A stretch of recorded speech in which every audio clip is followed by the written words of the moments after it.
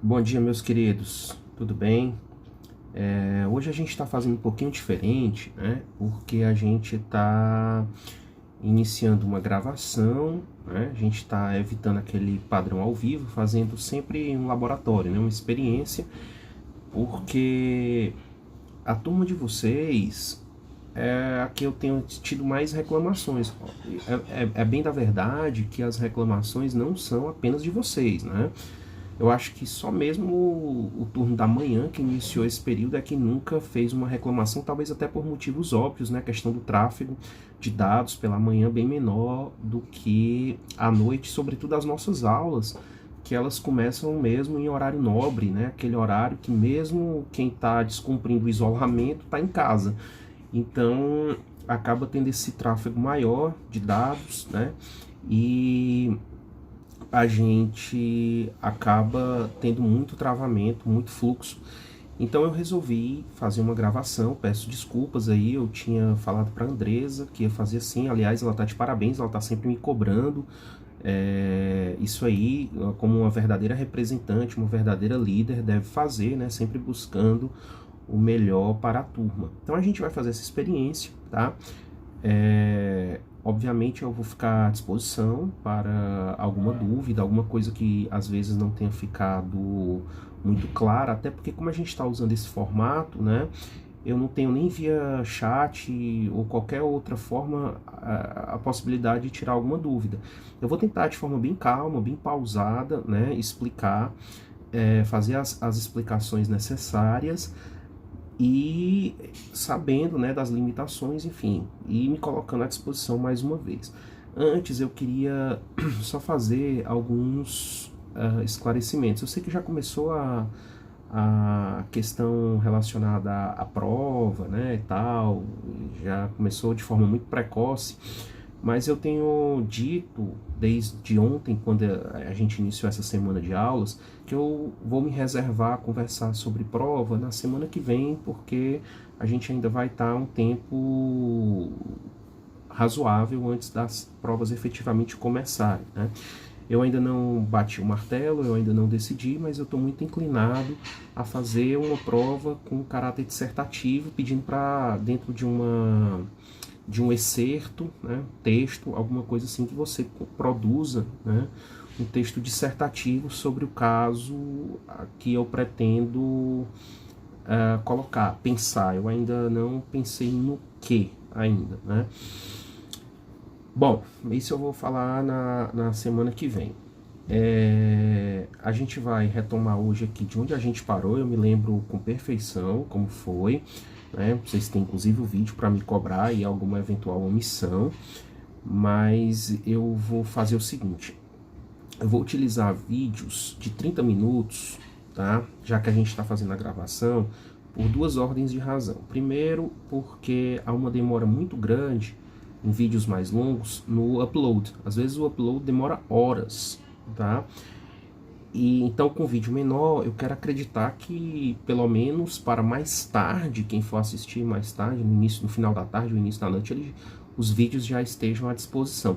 E também porque 30 minutos eu tenho observado que os grandes cursinhos da atualidade têm optado por fazer vídeos de 30 minutos, que eu acho bem razoável, porque é consenso que após 30 minutos de aula começa a haver uma perda de concentração, sobretudo quando a aula não é presencial, quando ela é virtual. Então, realmente, depois de 30 minutos, após 30 minutos, você já começa a ficar inquieto, enfim. E aí eu vou utilizar esse formato, fazendo uma divisão de 30 minutos. A minha ideia é que a gente faça aí 3 vídeos de 30 minutos, tá? Acerca dessa matéria. Pessoal, como eu falei para vocês na primeira aula, para mim é até um tanto inédito, porque eu tenho alguma experiência como professor de direito administrativo, tá? Aliás, eu digo aqui rapidamente que lá no Maranhão, o tempo que eu morei lá, e quando eu ingressei, quando eu comecei as minhas primeiras aulas no ensino superior, o seletivo que eu fiz na universidade para entrar foi justamente para ocupar a cadeira de Direito Administrativo. Lá na época era Direito Administrativo 2, e aí isso foi no ano de 2008.1. Então eu ingressei no ensino superior com para lecionar direito administrativo, foi a minha primeira experiência, tá? Era também a primeira turma da época da faculdade, tá certo? Como vocês também são de fato, né? Porque na realidade o curso começaria com vocês, né? O quarto período existe, mas o quarto período já foi um desmembramento de outra instituição e o pessoal veio na inauguração, veio, né, durante a criação do próprio curso, tá certo? Mas vocês efetivamente são ali, vão ser mesmo a primeira turma que eu digo assim de ingresso vestibular e tal. Pois bem, para mim causou surpresa isso desde o período passado, né? Porque o pessoal que está hoje no quarto, eles tiveram essas aulas comigo no período passado, eu já falei isso na primeira aula. Causou para mim essa estranheza, causou espécie, essa questão da vinculação de um conteúdo que é eminentemente de direito administrativo em direito constitucional, tá? Mas isso não há problema nenhum, cada instituição elabora, tem autonomia para elaborar o seu conteúdo da forma que tiver, mas teve, por exemplo, um colega que me perguntou se isso cairia na prova. Gente, se é matéria dada, é matéria cobrada, tá? Então, assim, eu não sei se, dada a peculiaridade dessa prova, se eu vou fazer alguma pergunta relacionada a esse direito constitucional administrativo. Não sei, tá? Dada a peculiaridade da prova. Se fosse a prova convencional, que eu faria 8 questões e uma questão subjetiva, pode ter certeza que estaria lá, tá? Agora, nessa conjuntura, eu não sei. Bom, como eu estou fazendo essa gravação e ela é uma forma mais tranquila, mais direta, que eu não tenho que voltar tanto por força dos travamentos, né? Eu resolvi também fazer com vocês uma brevíssima apresentação, até porque, como vocês estão no terceiro período, ainda não tiveram, deverão ter futuramente, algumas disciplinas que tocam mais perto do direito administrativo. Eu já pensei hoje aqui em gastar uns 5 minutinhos, talvez até menos, para fazer uma breve apresentação com vocês. Eu selecionei, tá aqui ao meu lado, aqui, atrás do meu dedo, selecionei alguns livros, né, algumas obras. Nem são todas as que eu tenho e também não são todas aí as que tem no mercado editorial, mas eu selecionei algumas para vocês conhecerem, quando ouvirem falar o nome, saber de quem se trata, né? Então, tem esse livro aqui é uma obra clássica de direito administrativo, tá? Do professor Eli Lopes Meirelles. Há quem diga até que o direito administrativo brasileiro era antes da obra do Eli e passou a ser outro após a edição dele. Ele foi um grande publicista, né? Quando a gente fala publicista, um grande autor de direito público no Brasil. Mas essa obra ela tem sido cada vez menos utilizada, e que é uma lástima. E ela tem sido cada vez menos prestigiada por uma razão muito simples, né? O Eli, que é o autor que aparece aqui em letras maiores, ele faleceu na década de 90, então já tem algum tempo, né? Então o livro dele vem sendo atualizado por esses autores aqui. E isso é uma grande tristeza aqui, que acontece sobretudo aqui no Brasil, tá? Muitos autores, à medida que eles vão falecendo, né, eles vão acabando indo para o esquecimento, tá? Isso é muito ruim, porque não significa que o autor faleceu, né, que a sua obra deixa de ser relevante ou deixa de ser importante, certo? Então essa é uma obra clássica. Aí o pessoal, né, brinca, né, o pessoal do direito brinca, diz que a obra, por ela ser atualizada, que a obra é psicografada, né, porque dado o tempo do falecimento do Eli, né, mas está aqui.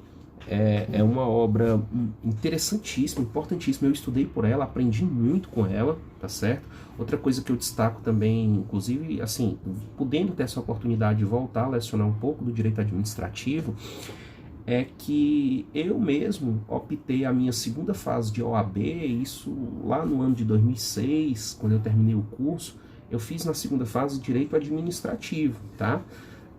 E isso é até uma estratégia, não é porque era o que eu sabia mais, não era, direito administrativo não era o que eu sabia mais, sempre o que eu mais soube, ou pelo menos um pouquinho do que eu sei, sempre foi mais relacionado ao direito constitucional, à teoria do Estado, que sempre foi o que eu mais gostei de estudar. Mas a época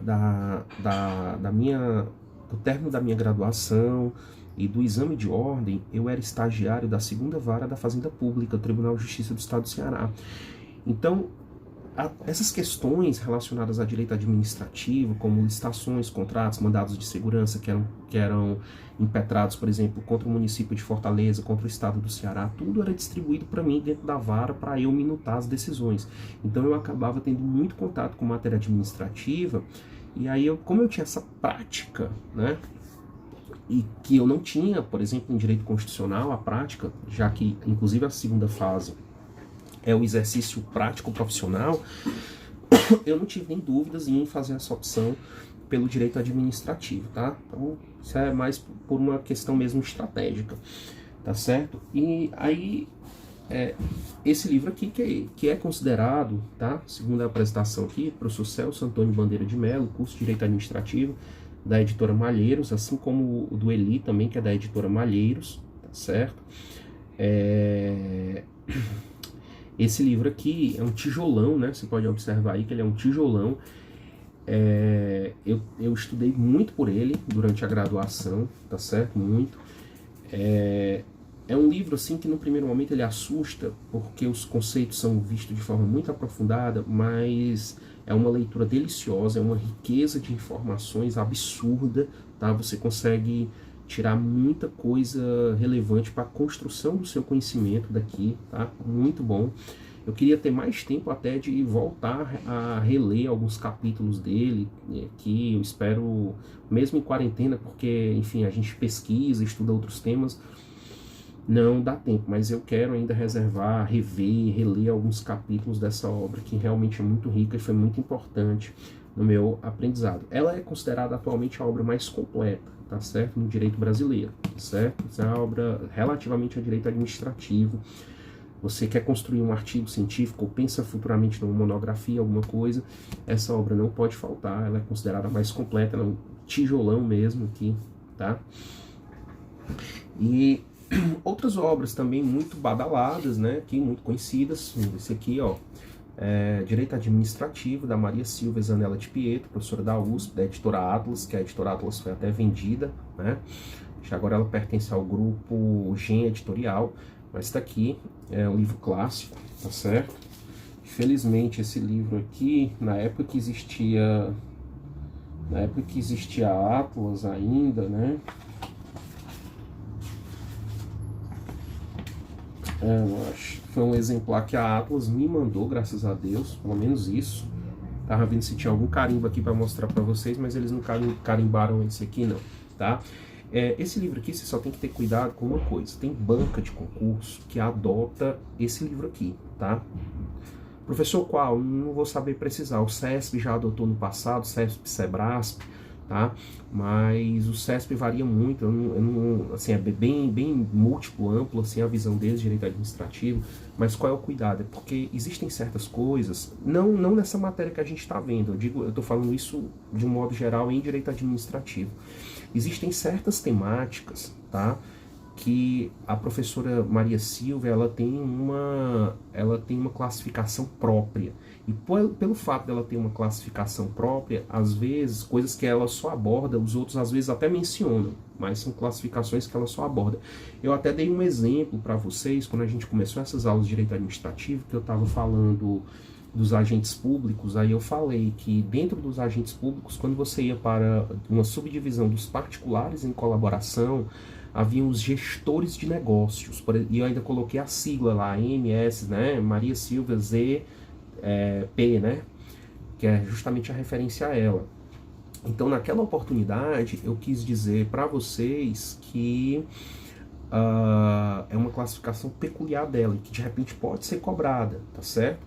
Enquanto os outros autores preferem utilizar a classificação tradicional dos voluntários, e ela diz, olha, gestor de negócio é um voluntário, mas ele atua num momento, tá, um momento emergencial. Exemplo, nós estamos vivendo um momento emergencial, então, supondo que alguém por exemplo, de vocês, fosse médico ou fosse enfermeiro e voluntariamente quisesse colaborar com a administração pública nesse momento de pandemia do Covid-19, você estaria na definição das ANEELs sendo um gestor de negócio, tá certo?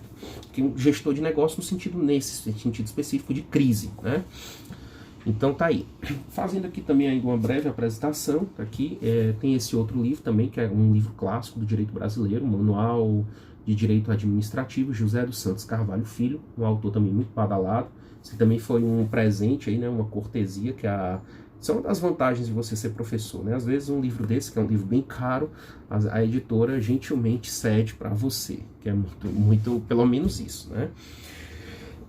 Bom, pessoal, tem muitos outros, tá? Inclusive eu tenho aqui muitos outros porque eu lecionei, né? Agora eu não estou ensinando direito administrativo, mas lecionei por muito tempo. Eu tenho aqui o livro do professor Cretela Júnior, da professora Odete Medawar, tá certo? Eu tenho... Nossa, tem vários aqui. Tem ali em cima, que talvez não dê para vocês verem, o do Diógenes Gasparini, outro autor também do direito administrativo, são vários, né? Tem esses aqui que são autores mais modernos, quem estuda para concurso já deve ter ouvido falar, tá? Que é o Manual de Direito Administrativo, tá certo? Do professor Matheus Carvalho, que é da editora Juspódio, né? Que é uma editora mais especializada em concurso também, tem esse livro dele aqui, tá certo? Então, assim, existe uma gama muito expressiva, né, de autores de direito administrativo. Só estou fazendo essa breve menção para que vocês conheçam, né, para vocês saibam um pouquinho da existência desses autores, tá certo? Que é importante. Não sei se alguém de repente já está estudando direito administrativo, se preparando aí para provas futuras, né? Então eu estou fazendo só mesmo essa breve apresentação. Não sei também se serei eu professor de alguma disciplina de direito administrativo que porventura os senhores futuramente venham a ter. Então eu estou tendo esse cuidado, né, já que nós temos essa inclusão aí da temática direito administrativo, tá bom? Bom, feitas essas considerações, vamos pegar aqui exatamente... só uma outra curiosidade também para quem nunca estudou direito administrativo. O direito administrativo brasileiro, ele não é um direito codificado, tá certo? O que é que isso quer dizer? Isso significa que nós não temos um código administrativo, tá certo? Quando a gente estuda direito administrativo, a gente estuda através de legislações esparsas, tá certo? Então você tem leis muito importantes aqui, você tem, exemplo, a Lei 9784 de 99, que é a Lei do Processo Administrativo Federal, você tem a Lei 8429 de 92, que a gente vai tocar brevissimamente, mais por força até do que está na Constituição, que é o artigo 37, parágrafo 4º, que é a LIA, né? LIA, Lei de Improbidade Administrativa, tá certo? Então você tem a 8.666/93, que é a Lei Geral de Licitações e Contratos Administrativos. Você tem a Lei 8.112/90, Estatuto do Servidor Público Federal, tá certo?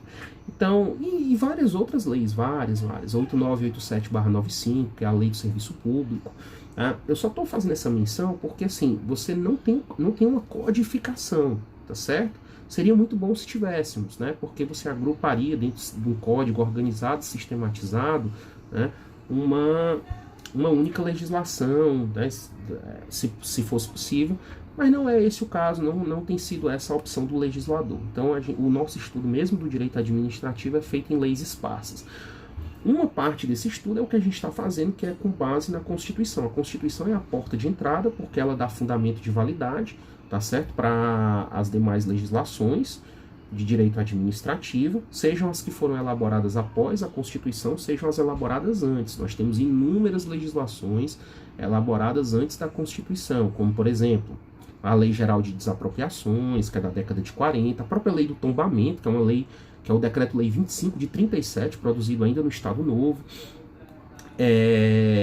A própria lei que organiza a administração pública federal, que é o Decreto-Lei 200/67, que é o que define o que é administração direta, indireta, autárquica, fundacional, tá certo? Então, são inúmeras leis, várias leis mesmo. E aqui a gente está no primeiro fundamento, né, na porta de entrada, que é o quê? Que é o que está a partir do artigo 37. Portanto, o artigo 37, ele explicita essa organização da administração pública, e é onde a gente parou, né? A gente estava vendo o ingresso no serviço público, cargos, empregos e funções.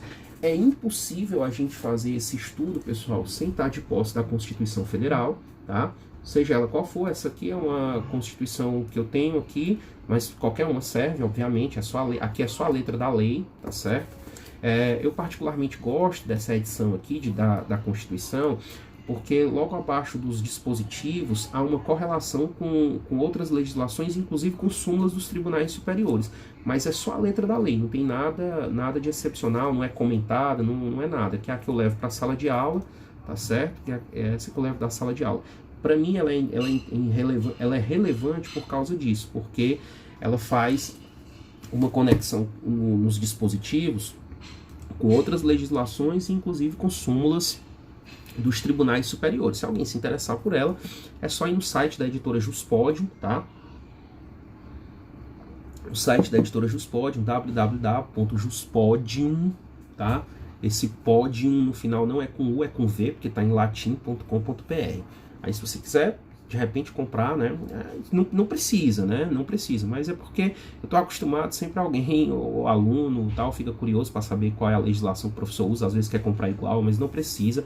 Aqui eu sugestionei para vocês, desde que a gente teve o primeiro contato, que era adquirir aquela do Senado Federal, né? Ou até mesmo da Câmara dos Deputados, com envio para o e-mail do senador, é mais que suficiente aí para o nosso estudo. Então, a gente precisa estar com ela aberta no artigo 37, até para a gente voltar, para a gente fazer, tá certo? Aquela conexão com a temática da aula passada. Então, na aula passada, a gente estava fazendo um estudo dos cargos, né? Eu fiz a diferenciação com vocês do cargo vitalício, do cargo efetivo, as semelhanças, as diferenças, quem que ocupa esses cargos. Isso a gente está na linha do 37, inciso 1º ainda, né? Mencionei com vocês as exceções para aquisição tanto do cargo efetivo, como o caso do 5º Constitucional, da ascensão aos tribunais superiores, né? Ou seja, a vitaliciedade vem com o próprio cargo, se for o caso de você, o desembargador que vem do quantitativo da advocacia, ou aquele que toma assento nos tribunais superiores, a guisa de exemplo, o Superior Tribunal de Justiça, ou o próprio Supremo Tribunal Federal, né? Ou seja, a vitaliciedade ela já vem com o próprio cargo.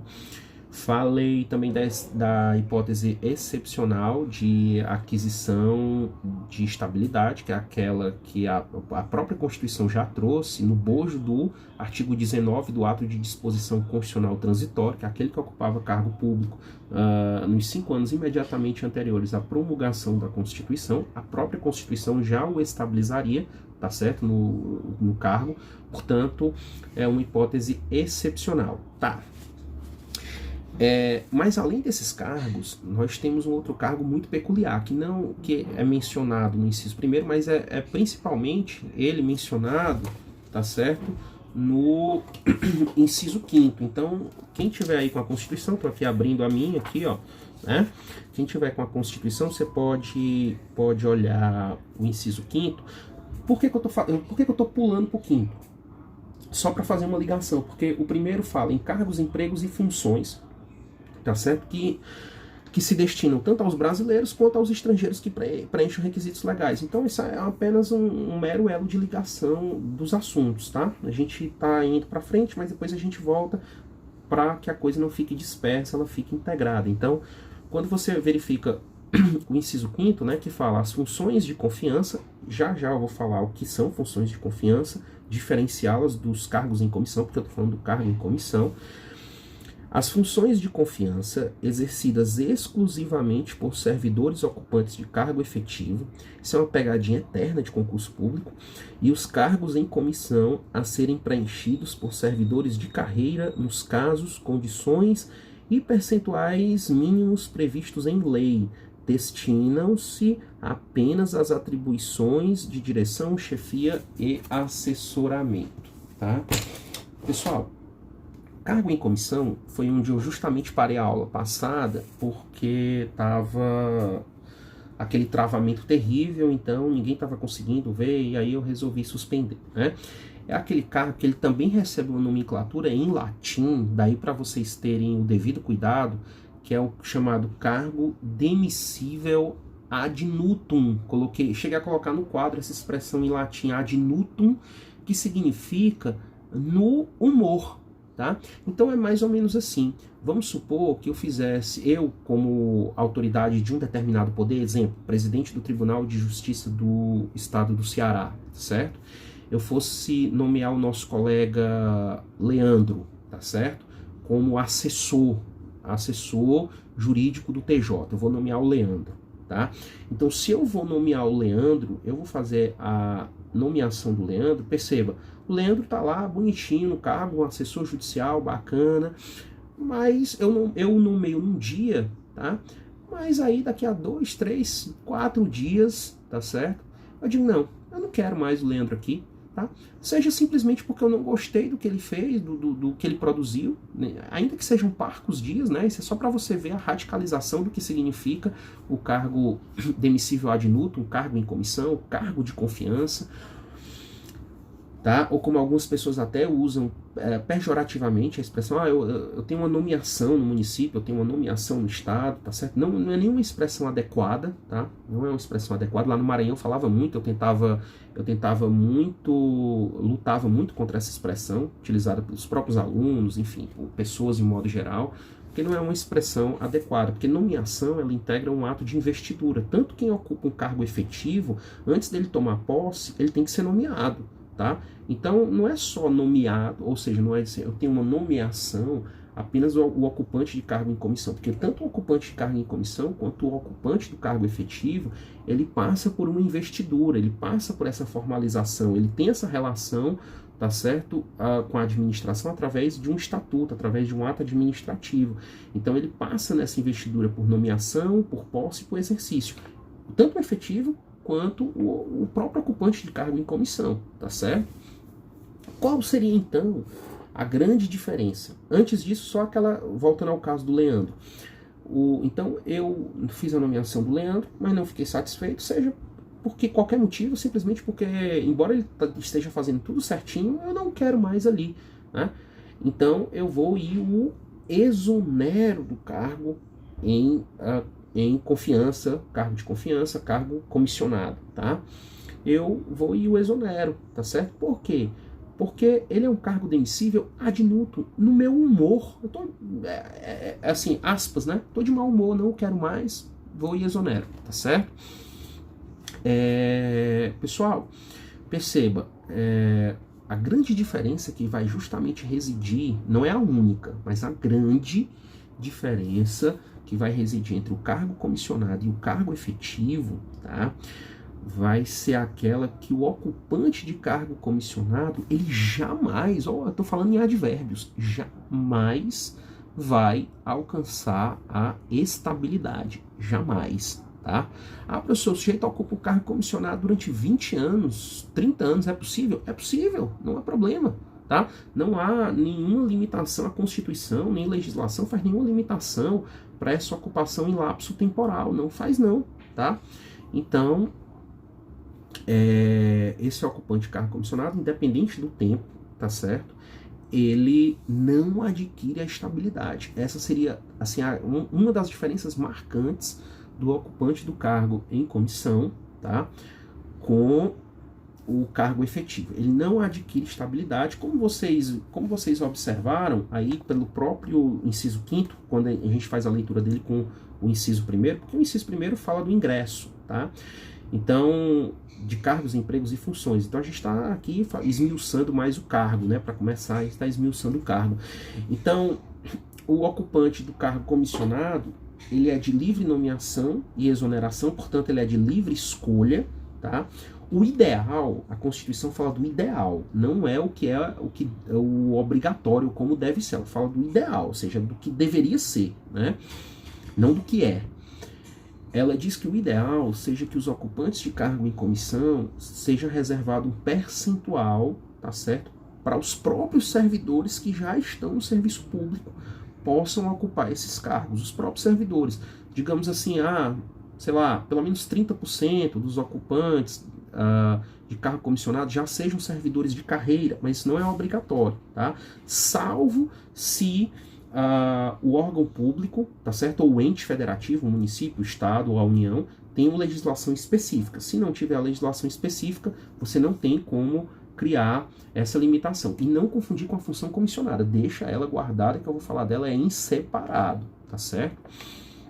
Então, a regra é o concurso. O cargo em comissão é uma excepcionalidade. É quando a administração faculta, tá certo? A possibilidade de alguém fora dos quadros vá ocupar um cargo e que esse cargo ele tenha a natureza de coordenação, porque você observa, tá, que o cargo em comissão, qual a finalidade dele? É direção, chefia e assessoramento, tá? Então é uma abertura para alguém que exerça um cargo de gestão, de gestor, que é um cargo de coordenação, você coordenar os demais servidores, coordenar uma determinada, tá certo, atividade. Pois bem, pessoal, isso é o cargo em comissão. O cargo em comissão ele passa por todas as formalidades daquele que ingressa para o serviço público, que é o ato da investidura, nomeação, posse e exercício. Tá? Agora, uma das coisas que mais se confunde nessa temática, por isso que eu estou falando dela assim, de forma bem especial, com bem calma, com muita tranquilidade, é você confundir o cargo comissionado com a função comissionada, tá? A função comissionada. São coisas diferentes, apesar do nome, tá? Apesar do nome. São coisas diferentes. Porque a função é a atribuição em si mesma considerada, tá? E a diferença marcante, que você nunca pode na sua vida esquecer, tá? A diferença marcante é a seguinte, é que a função comissionada, diferente do cargo comissionado, ela só pode ser exercida, só pode ser ocupada por um servidor de carreira. Ah, professor, então aquele caso do Leandro, se o Leandro não é um servidor de carreira, eu não posso nomeá-lo para o exercício de uma função comissionada? Não pode, ainda que a natureza dela seja de direção, chefia e assessoramento. Essa é a parte que a Constituição reservou, tá certo? Para que somente servidores de carreira possam ali dentro da administração pública, tá, exercer essa determinada função. Vou dar um exemplo, dentro da dinâmica do Poder Judiciário, nós temos, sei lá, técnicos judiciários, tá certo? E aí esse técnico ele recebe uma determinada função comissionada para exercer uma chefia ali, ou seja, uma coordenação entre os demais técnicos, tá certo? Ou uma relação de especificidade, que é a função em si mesma considerada, tá bom? Então, essa função comissionada, se você observar, ela é um plus, ela é um algo a mais para os servidores. Dá um exemplo. O servidor presta um concurso público, é aprovado para técnico judiciário, ele vai ter uma carga horária ali, ou para analista judiciário, o exemplo poderia ser para os dois, pegar um analista judiciário, ele é aprovado, ele vai ter uma carga horária de 6 horas diárias, 30 horas semanais, mas de repente ele é nomeado para exercer uma função comissionada, tá certo? Olha, gente, se a função comissionada é um plus, é um algo a mais para a administração, é óbvio que ele vai receber mais, mas ele também vai trabalhar mais, tá certo? Ele também trabalha mais. Então, é o momento que você observa, tá, que essa função ela é comissionada. Ah, professor, esse servidor poderá ser destituído da função? Pode, sem problema nenhum. Por quê? Porque a função comissionada ela também não tem a natureza de perpetuidade, tá? Ela também tem a natureza transitória. A partir do momento que aquele servidor ele não tem mais a confiança específica para desempenhar aquela função, tá? Ele pode ser exonerado. Uma questão também fundamental de diferença entre o cargo comissionado e a função comissionada, tá? Pessoal, o cargo em comissão, o sujeito passa por toda aquela formalidade, toda aquela investidura, nomeação, posse e exercício. A função comissionada, o sujeito não passa por essa formalidade, ele já está no serviço público. Então, o que vai acontecer com ele é uma portaria, um ato administrativo, uma portaria que vai designá-lo para esta função. É uma portaria de designação, tá certo? Que é o que caracterizará aí a ocupação da função pública. Então, nós fizemos essa diferença nesse primeiro bloco. do cargo em comissão para a função comissionada. Agora, no segundo bloco, a gente vai continuar o estudo aí, tá? E vamos explorar mais algumas coisas relativamente a distinções entre cargos, empregos, tá certo? E essas funções, tá bom? Aqui um minutinho, tô voltando e já tô enviando esse primeiro bloco. Um abraço, até mais.